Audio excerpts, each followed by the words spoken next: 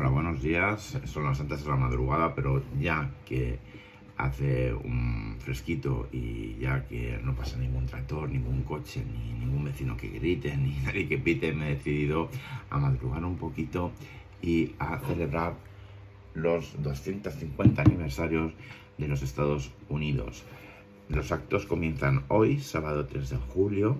Sabemos que el Día de la Independencia se celebra el 4 de julio, pero como cae en sábado han decidido adelantarlo. Y oye, todos los años no se cumplen 250 años de esta gran nación. Yo vuelvo a decir lo mismo. Yo estoy encantado con los Estados Unidos. Toda mi cultura Marvel y toda mi cultura comiquera proviene de Estados Unidos. Cuando comencé a leer el libro de Deca Books, el libro de Marvel, me di cuenta que me faltaba muchísimo contexto histórico y que sin ese contexto histórico no podía seguir avanzando en mis lecturas porque me era desconocido, me era ajeno y estaban hablando de cosas que yo apenas tenía nociones. Por lo tanto, en primer lugar, el mensaje está claro: feliz aniversario Estados Unidos y gracias por proveerme de estos cómics y de estas culturas de los cuales he hecho mi vida.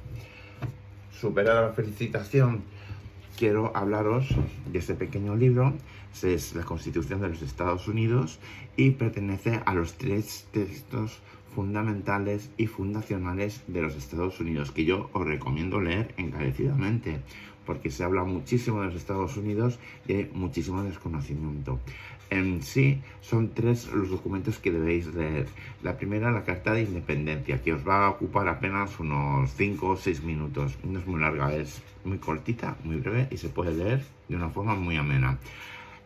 Después debéis leer la Constitución de los Estados Unidos, que como podéis ver que tengo este pequeño librito que me han regalado unos amigos. Tiene apenas 40 páginas y la edición es en español y en inglés. Y nada, en una sentadita, en 20 minutos te lo has leído, no te ocupa más. Y en tercer lugar debéis leer la Carta de Derechos. La Carta de Derechos, de nuevo, en una leída, en 5 o 6 minutos lo tenéis leído. Yo recomiendo leeroslo, ¿vale? Porque no conocer la historia y los documentos que fueron la base de la historia de una nación que en apenas 250 años ha pasado de ser unas colonias perdidas en un continente perdido, pues bueno, a ser nación líder del mundo libre, pues yo creo que merece la pena saberlo. Y desde luego es muy difícil que llegues a comprender Marvel en todo su esplendor sin un contexto histórico, porque ellos una y otra vez van a estar haciendo referencia a sus historia. No tan solo lo hace Marvel, pero también lo hace DC. Por ejemplo, yo soy un gran seguidor de Flash y me encanta Geoff Jones, me encanta DC Comics, pero como he decidido enfocarme en Marvel Comics, y uno de mis cómics favoritos es La Guerra Relámpago de Flash, en la cual se va a enfrentar Barry Allen a su Flash reverso, a su lado reverso. Pues esas guerras relámpago, tengo que deciros que existieron en la Segunda Guerra Mundial. ¿Cómo no conocer estas guerras? Porque asedio también tiene que ver con el asedio que hubo en Boston, la guerra civil. Han habido guerras civiles dentro de la industria del cómic, de Marvel. ¿Cómo no saber todos estos datos históricos y cómo no manejarlos y cómo no conocerlos? Nos falta muchísimo contexto. Además de estos 3 textos fundamentales y fundacionales, nos hace falta leer Sentido Común de Thomas Paine. Como podéis ver, mi idea era llegar al día de hoy habiendo leído todo el libro, pero no he podido, no he alcanzado. Me han faltado por leer 8 cartas de Thomas Paine, aunque Sentido Común lo he leído, ¿de acuerdo? También yo recomiendo todos los libros de Alianza Editorial. Últimamente hablo muchísimo de Alianza Editorial, pero es que me está dando todo lo que yo pido. Y Sentido Común de Thomas Paine es un escritor muy agudo, muy inteligente, muy audaz, y él cuando escribía sus textos, cuando realmente cuando hablamos de la Constitución de los Estados Unidos o de la Carta de Independencia, este es el libro que propicia la Carta de Independencia. Este es el manuscrito que hace que las colonias estallen. Y bueno, cuando estas ideas de Thomas Paine llegaban a la Cámara de los Lores o a la Cámara de los Comunes, lo que hacían era reducir, estos políticos lo que hacían era reducir estas ideas a ideas muy simples y ridiculizarlo. Y dijo, pues para que me reduzcan las ideas vosotros, ya lo hago yo. Y redujo a las ideas muy sencillas, a conceptos muy sencillos que pudieron manejar los campesinos y cualquier colono de estas colonias que se encontraban y que se llamaban en entonces Nueva Inglaterra. Estas 13 colonias agruparon a Thomas Paine y bueno, había conceptos muy básicos, por ejemplo, sin impuestos, o mejor dicho, perdón, me he equivocado, sin representación no pagamos impuestos. Entonces ellos querían tener, tanto en la Cámara de los Comunes como en la Cámara de los Lores, representación, porque lo que no podía ser es que lo que estaba pasando en otro continente, bueno, pues se estuviese decidiendo a miles de kilómetros de ese continente. No tenía ningún sentido. También ya lo he leído, pero lo estoy releyendo y además de forma anotada, la breve historia de los Estados Unidos de Philip Jenkins en su 5ª edición, también de Alianza Editorial. Mira qué chulada. Y este es mi proyecto en lo que voy a invertir todo el resto del año, que es en conocer y en descubrir la historia de los Estados Unidos, para poder daros muchísimo contexto y mucho mayor contenido dentro de toda la historia de Marvel. En esta ocasión lo estoy leyendo y lo estoy anotando, ¿de acuerdo? Para realmente sacar buenas reflexiones, y cuando estemos hablando de asedio, ¿por qué sucede asedio? ¿Por qué tiene lugar asedio? Pues bueno, Michael Bendis, uno de los grandes arquitectos de los 2000 en Marvel Comics, no podemos comprender Marvel Comics sin Michael Bendis durante esa época como arquitecto de Marvel, pues bueno, no para hacer autorreferencia a la cultura de Estados Unidos, y nos es imposible entenderlo. Y además también vamos a hablar de política. ¿Por qué no? ¿Por qué no hablar de política? Bueno, pues debéis de saber que en Estados Unidos los partidos políticos no tienen una financiación pública como lo tienen en Europa o en España, sino que la financiación es privada, es decir, que son las propias empresas y los propios lobbies de los Estados Unidos los que financian a los partidos políticos. Y esto tiene un poquito de trampa, porque va a hacer que algunos presidentes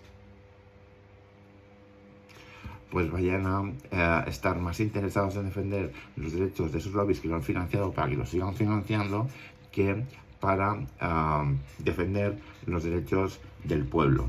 Y hay otros presidentes que van a estar más interesados en defender los derechos de las minorías frente a los derechos de las mayorías, lo cual va a generar un rechazo tremendo. Imaginaos, porque mucha gente cuando habla de Donald Trump dice, está loco, está tal, está cual. No lo entendéis. Directamente hay que ser un poquito más humilde, y en vez de empezar a gritar que está loco, que dice burradas, que tal y igual, si está loco y dice burradas, pues la historia lo dirá. Pero de momento el tío es el único presidente de los Estados Unidos, no estoy a favor de Trump, pero es el único presidente de los Estados Unidos que no ha comenzado ninguna guerra, y las guerras que están en marcha las está parando o las está tratando de parar. No es algo que le llame la atención, ni quiere que Estados Unidos entre en ninguna guerra ni en ningún conflicto. En este cómic, que es de Panini Comics, se habla sobre política y sobre Estados Unidos. Incluye el Spider-Man, en el cual vamos a encontrarnos con el desgraciado 11S, en el cual las Torres Gemelas se vienen abajo por un acto de terrorista, y también un cómic en el cual Obama comparte aventuras con Spider-Man luchando contra el camaleón en Washington, D.C. Y aquí está mi burrito demócrata. ¿Veis qué gracioso? Obama pertenece al Partido Demócrata. Hay un documental que se llama Obama 2016 y tiene una segunda parte. Su nombre ahora mismo no lo recuerdo, lo siento, lo debería haber anotado, se me ha escapado, resbalón. Y yo os enmiendo a que lo veáis, os invito a que lo leáis. ¿Por qué? Porque no todo en Obama brilla, pero huele muy mal. El Partido Demócrata tiene una historia muy oscura y imaginaros si es oscura y el miedo que tienen los estadounidenses a que gobierne el Partido Demócrata, porque saben que no va a defender, perdón, no van a defender los derechos del propio pueblo, sino los intereses de los lobbies que lo han financiado y que están vendidos. Imaginaos para que los norteamericanos consideren a Donald Trump el mal menor. Imaginaos lo que es el Partido Demócrata. Da miedo. Solamente voy a daros algunas ideas básicas, como por ejemplo que el creador del Ku Klux Klan perteneció y se presentó como candidato por el Partido Demócrata, y la creación de las ideas supremacistas, que no racistas, supremacistas, son demócratas. El Partido Demócrata se provienen del Ku Klux Klan. Cuidado con todo esto porque os podéis llevar una hostia importante cuando comencéis a investigar. Yo de momento os invito a que veáis ese documental, Obama 2016, y que descubráis a fondo qué es el Partido Demócrata. Mucha gente... Estoy muy contento con mi burrito en 3D. Muchas gracias a Dani de Creaton por hacerme este burrito en 3D. Como podéis ver, lo hemos modificado un poquito porque tenía esa estrella aquí en el ojito. Tenía 3 estrellas en el lomo y una en el ojito. Como no me gustaba, me lo han modificado a mi gusto. Y me han puesto el burrito, las 4 estrellas sobre el lomo. También iba a hacer el elefante, pero chicos, no tengo dinero para correr en todas las direcciones y invertirlo en hacer un montón de figuras 3D. Y me diréis, ¿por qué los elefantes, por qué el Partido Republicano está representado por un elefante con el color de la bandera de los Estados Unidos y el Partido Demócrata por un burrito? Entonces, lo estoy diciendo todo el rato mal, estoy diciendo burrito cuando es un asno. Un asno. Pues bueno, fue porque Thomas Nast, que era un caricaturista político que trabajaba en Harper's Weekly, decidió representar a el Partido Republicano como un elefante, como gente torpe, que se veía de esta forma, como algo torpón, como un elefante, y a los demócratas como unos asnos. La diferencia entre un burro y un asno, para que no lo sepáis, a mí me costó, yo lo descubrí hace unas horas, es que el burro es doméstico y el asno pues es un animal que vive en libertad salvaje. Bueno, pues quiero que sepáis que esta nueva etapa la voy a dedicar a repasar la historia de los Estados Unidos y además a enfrentarla, a confrontarla con la propia historia de Marvel. Pero no me voy a quedar solamente dentro del plano de la historia de la política, sino también de la religión, porque ya que Marvel Comics fue creado por 3 autores que confesionalmente eran judíos, o creo que lo eran. El tercero de ellos, Steve Ditko, perdón, desconozco si era judío, él era objetivista y pertenecía a esta corriente de pensamiento de una forma muy concreta, pero de que confesionalmente, ¿a qué religión creéis que pertenece Marvel Comics? ¿O se abstiene o no participa? ¿O cómo está el tema? Pues bueno, tengo que deciros que sorprendentemente Marvel Comics se atiene a la confesión católica y que ha dedicado sendos cómics con las biografías de Juan Pablo II y de la Madre Teresa de Calcuta. Pero eso lo veremos un poquito más adelante, ¿de acuerdo? Espero que me deis este verano para que pueda leer y ponerme al día de todas estas lecturas y seguir hablando de todas estas cosas que a mí me parecen tan interesantes sobre Marvel Comics, ¿de acuerdo? Un saludo a todos y un saludo de mi asno demócrata. Excelsior, true believers!